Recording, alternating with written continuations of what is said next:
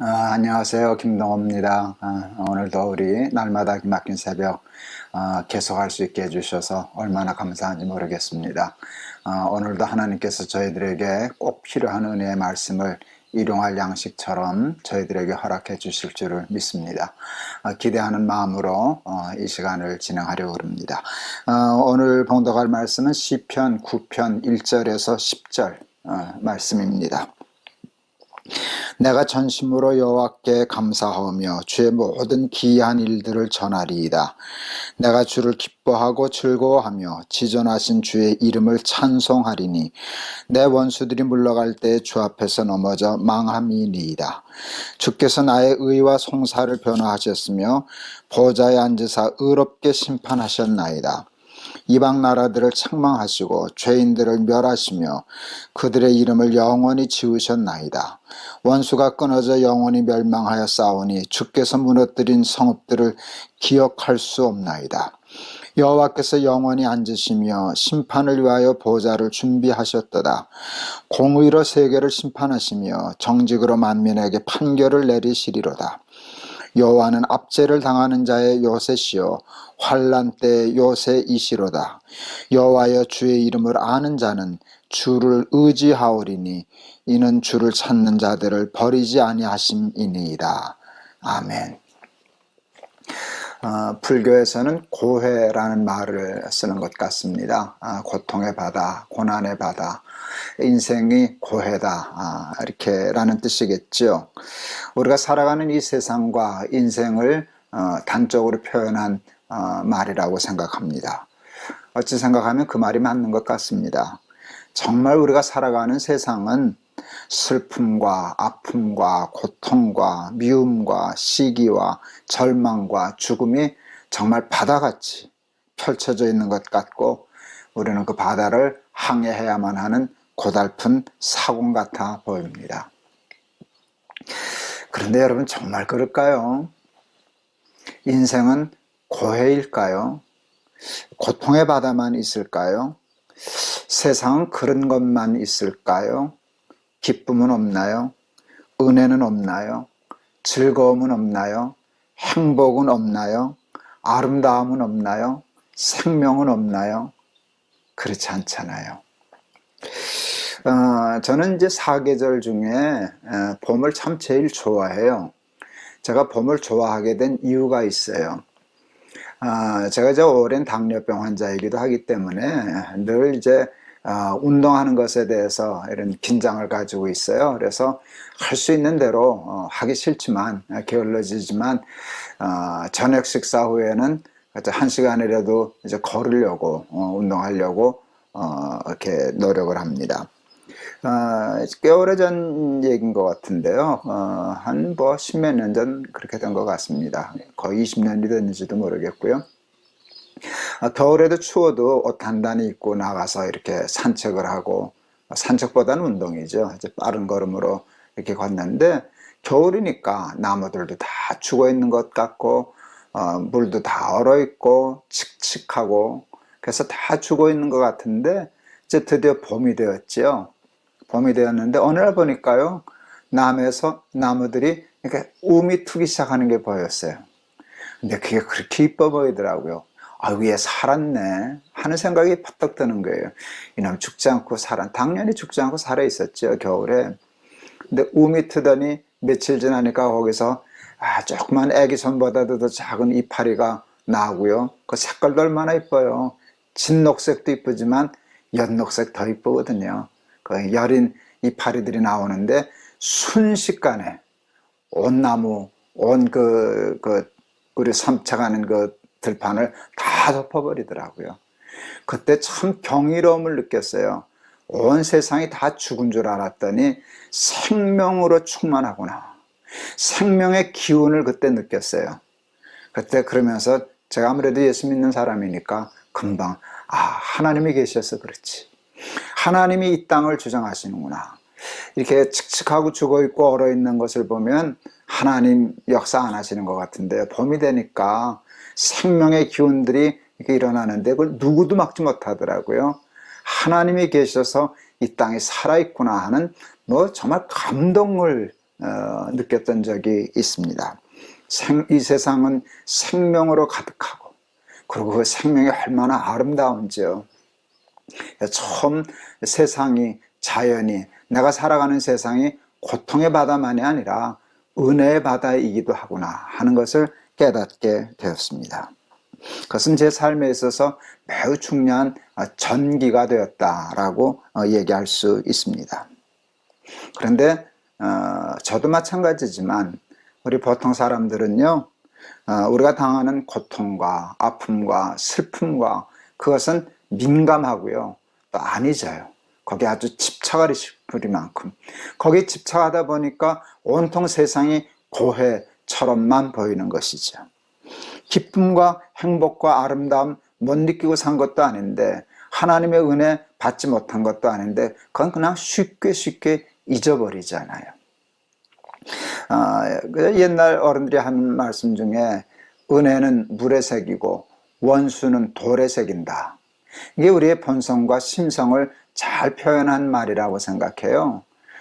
내가 상처받은 일, 억울한 일은 안 잊으려고 돌에 새기고 평생 품고 살아요. 그러니 불행할 수밖에 없죠. 또 은혜, 사랑받은 것들은 새기긴 새기는데 물에 새겨서 흘려보내요. 그리고 새까맣게 잊어버려요. 돌에 새긴 원수만 내 삶을 지배하게 만들어요.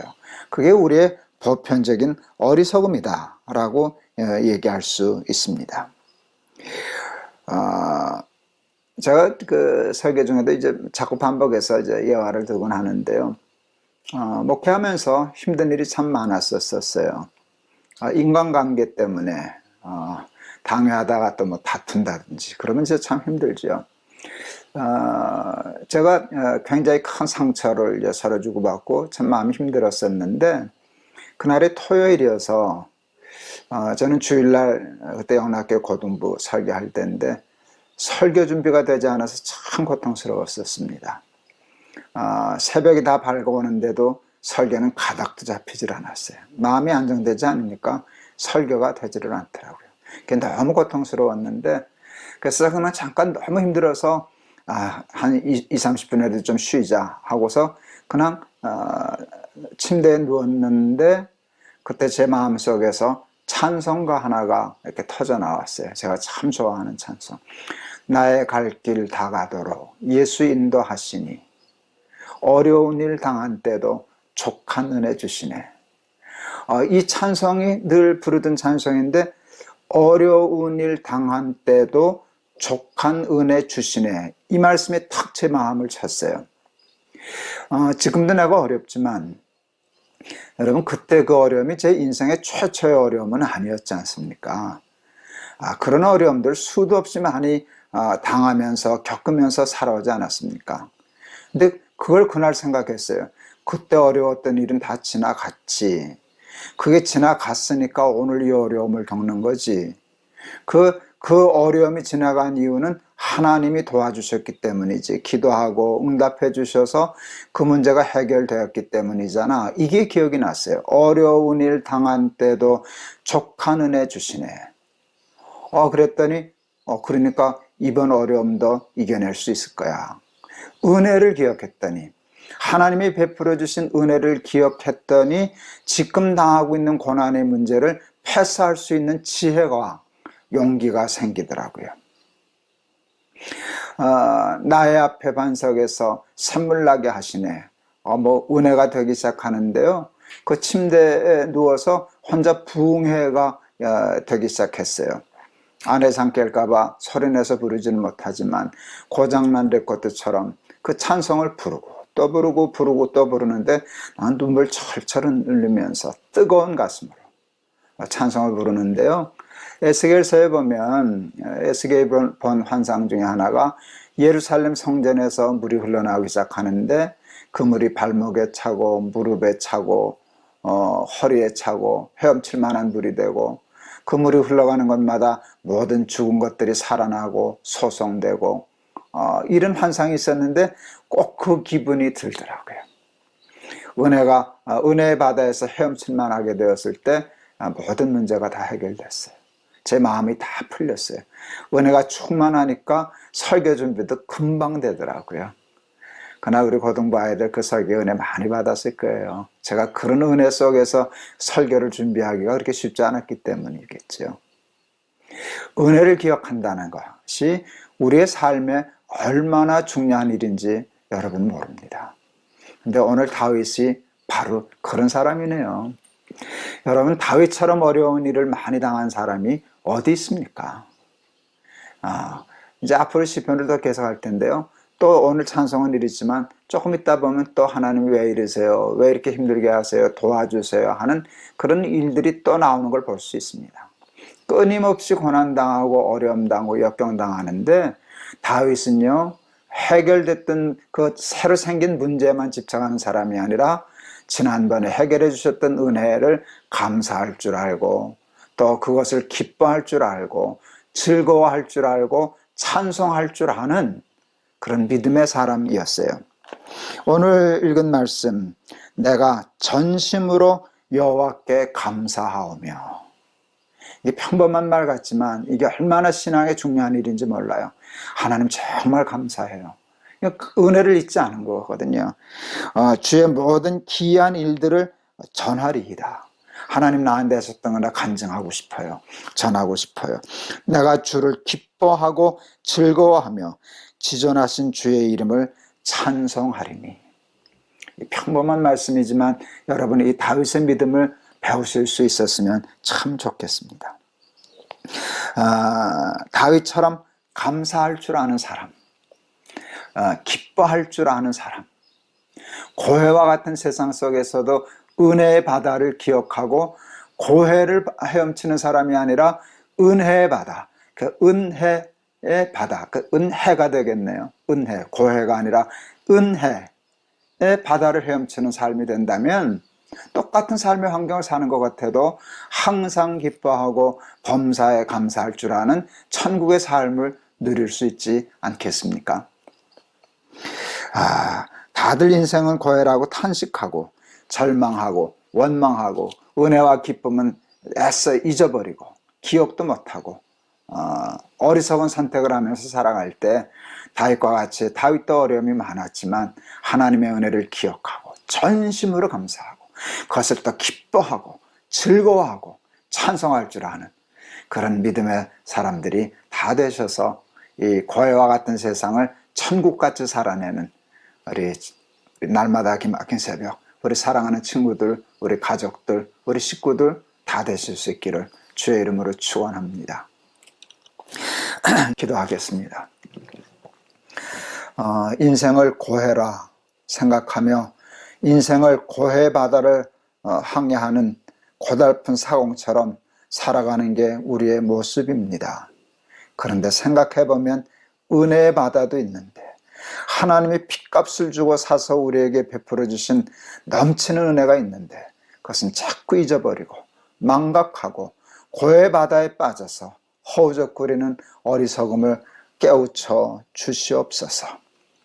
고해하면 다윗만큼 고통의 바다를 산 사람이 어디 또 그리 많겠습니까? 힘들 때 그는 기도했지만 그 기도가 이루어졌을 때 그 은혜를 감사할 줄 알고 기뻐할 줄 알고 즐거워할 줄 알고 찬송할 줄 아는 믿음의 사람이었는데 하나님 그 다윗의 믿음을 저희들에게도 허락하여 주시옵소서. 은혜의 바다를 헤엄치면서 고통의 바다 속에서 헤엄친다고 하는 이 세상 속에서도 하나님의 나라 천국을 누리며 살아가는 우리 모두가 되게 하여 주시옵소서. 예수 그리스도 이름을 받들어 기도하옵나이다. 아멘. 여러분, 우리가 살아가는 세상도 은혜의 바다예요. 은혜가 고난보다 더 많아요. 우리가 고난만 집착해서 그렇지 은혜가 더 커요. 하나님이 주신 은혜가 더 큰데 그 하나님의 은혜에 반응하고 감사하고 전심으로 감사하고 그것을 즐거워하고 기뻐하고 찬송할 줄 아는 그런 은사, 능력이 저와 여러분에게 넘치도록 주어주시기를 축원합니다. 여러분 감사합니다. 오늘도 승리하세요. 여러분 사랑합니다.